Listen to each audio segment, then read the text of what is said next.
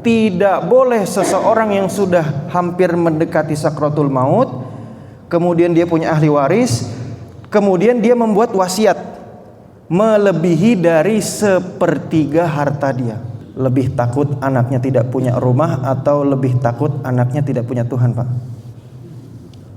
Ngeri ya, Pak Ustadz, tolong ya, ini masalah-masalah ini jangan diomongin lah ya, yang diomongin satu dua hal. Tapi kalau yang dilihat mata, apapun itu akan dia nasihati.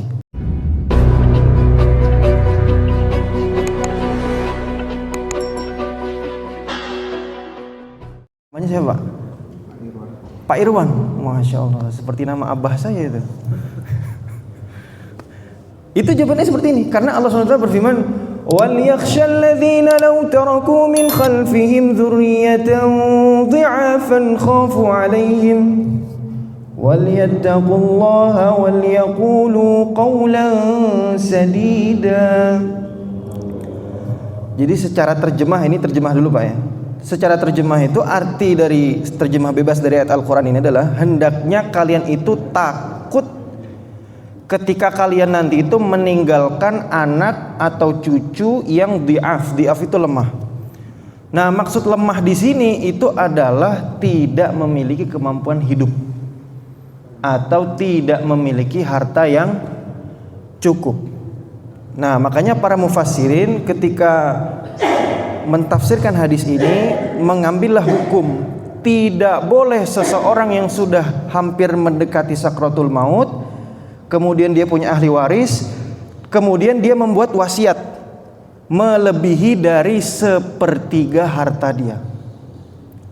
Nah, itu hukumnya makruh Pak, bahkan bisa sampai haram. Jadi tidak boleh melebihi sepertiga. Bahkan dengan ayat ini para ulama berpendapat kalau anaknya itu sangat miskin, maka bisa-bisa sampai dia dimakruhkan dengan makruh yang tanzih untuk membuat wasiat, karena sedekah kepada ahli warisnya itu lebih utama. Jadi kata Allah, hati-hati jangan sampai kamu itu meninggalkan cucu kamu itu dengan dalam kondisi yang fakir, kekurangan harta. Bahasa Al-Quran di situ adalah dhi'af. Nah, ini kalau kita merenung Al-Quran dengan serenung-renungnya Pak, hidup itu seperti itu.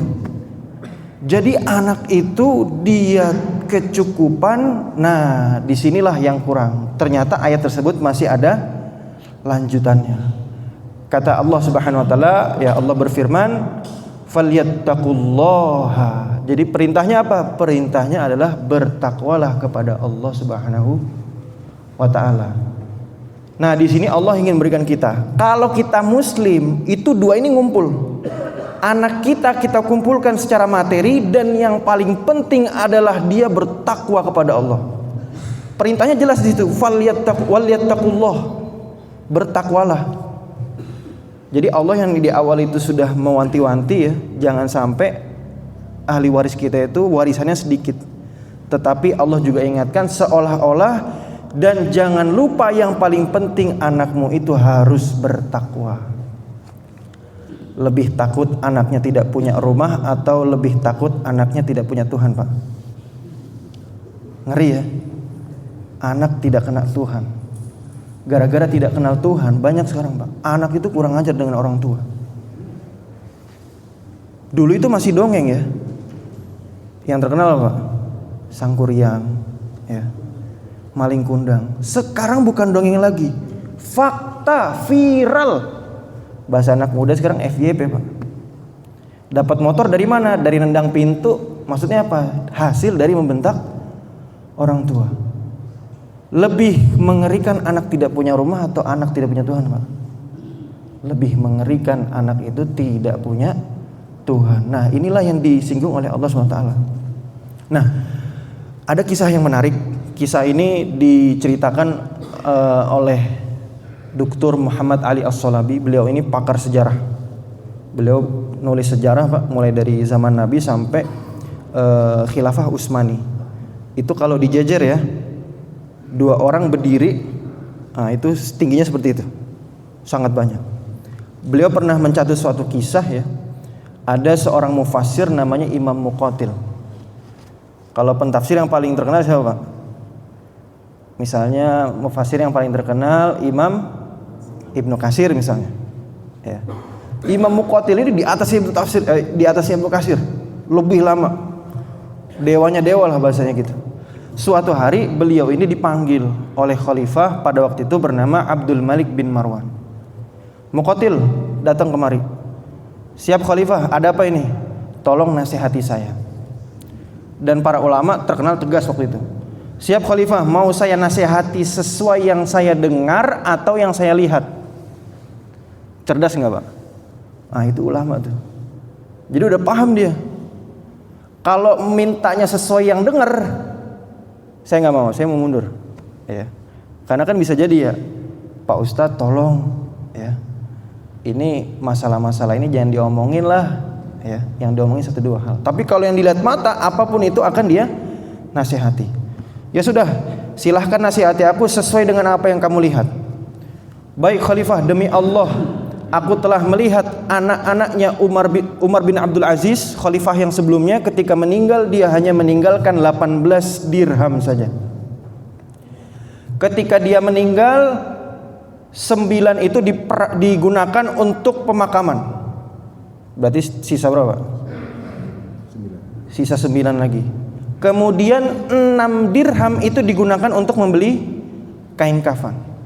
Sisa berapa berarti? Masa 3, Pak? Masih fokus, luar biasa ini, Masya Allah ya. Jadi sisa 3. Nah ini dibagikan kepada anaknya. Dan di sisi yang sama aku telah melihat anak khalifah yang sebelumnya lagi selain Umar bin Abdul Aziz, setiap orang mengambil warisan sebanyak 1 juta dirham. Jadi per orang 1 dirham, yang satunya lagi sebanyak 1 juta dirham. Dan demi Allah wahai khalifah, ini kata Imam Muqatil ketika diminta nasihat, aku telah melihat anak Umar bin Abdul Aziz ini kemarin dia menginfakkan seluruh hartanya dan beribu-ribu kuda untuk jihad fisabilillah, dan aku telah melihat anak khalifah yang satunya meminta-minta di jalanan.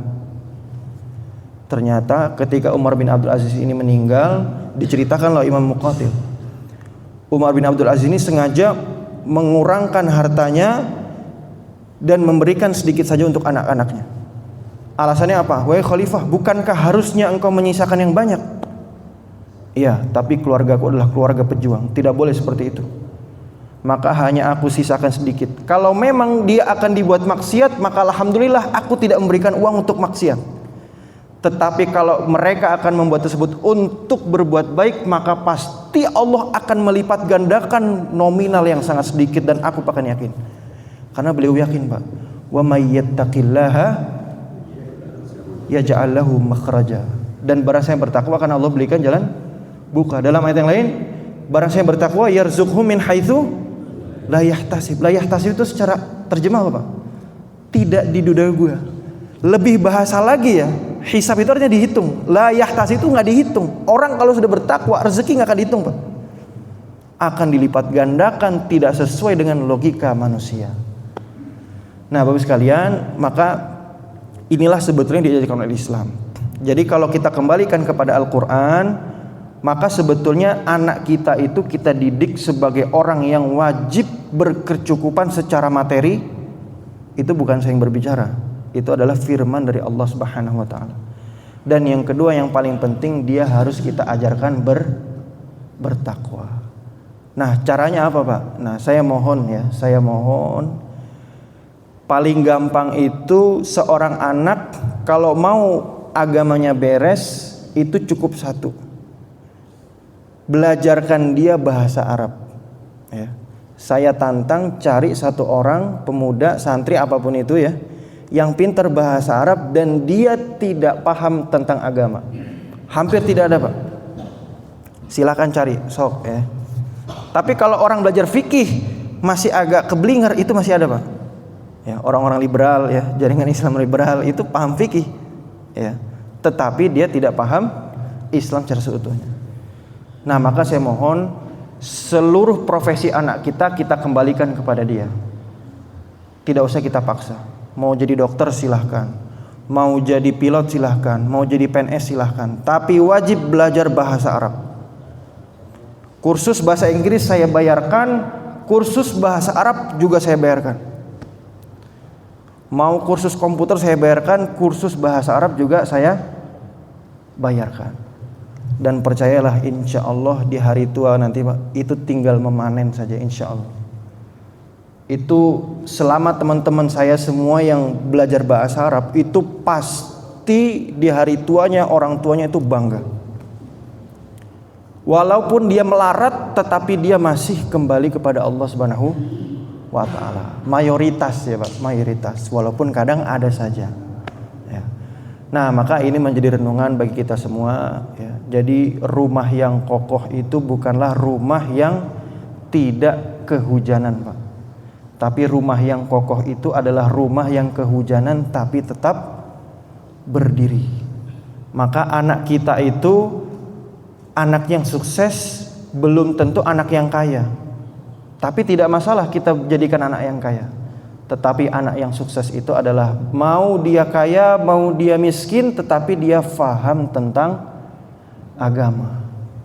Mau dia itu melarat, mau dia sukses secara finansial, tetapi dia faham harus kemana kembali ketika dia mendapatkan masalah. Nah ini menjadi renungan kita semua. Maka sangat luar biasa pesan dari baginda Rasul sallallahu alaihi wasallam. Dalam hadis disabdakan ya, man arada bihi khairan yufaqihu fid din. Barang siapa yang dikehendaki oleh Allah Subhanahu wa taala, fima makna ya, untuk kebaikan kepada dia, akan Allah pahamkan dia tentang agama. Maka sekali lagi silahkan semua anak-anak kita bebaskan mau jadi apa, tapi standar yang paling penting harus ngaji tentang agama, harus ngaji yang benar. Seperti Bapak tadi tuh, memaknai kehidupan dengan makna yang sesuai dengan ayat Al-Quran. Semoga kita sama-sama ya diberikan kesehatan selalu, amin. Semoga kita diberikan anak-anak yang soleh, amin. Semoga kita diberikan keluarga, anak-anak dan juga istri yang senantiasa kembali kepada Allah Subhanahu wa taala. Kita berkumpul sekarang di masjid ini dan insya Allah semoga kita dikumpulkan bersama lagi nanti di surga Firdaus, amin ya rabbal alamin.